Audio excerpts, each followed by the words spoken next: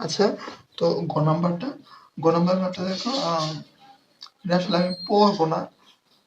তো আমি যখন 9 এ ছিলাম, তো আমার কাছে মনে হতো আচ্ছা মানে আমি এমনিতে ক্যালকুলেটর দিয়ে করে ফেলি, সমস্যা কি ব্যাপারটাতে।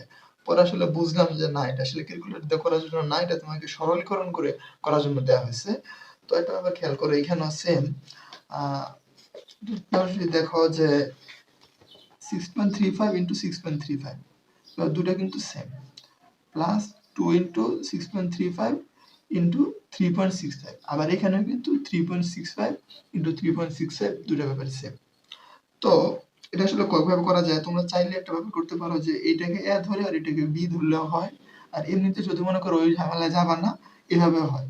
এই দুইটা যেহেতু গুণ আছে, কাজে ওইটাকে আমরা স্কয়ার আকারে লিখতেই পারি, এ স্কয়ার প্লাস এটাকে ডিরেক্টলি লিখে দেবে, আর এটাকেও কিন্তু স্কয়ার লেখা যায়। এখন কিন্তু আমাদের সূত্র হয়ে গেছে a square plus 2ab plus b square. তো আমরা এখন সূত্রে নিয়ে যাব a plus b whole square. তো এই দুইটা যোগ করলে 10 স্কয়ার ইকুয়াল টু 100।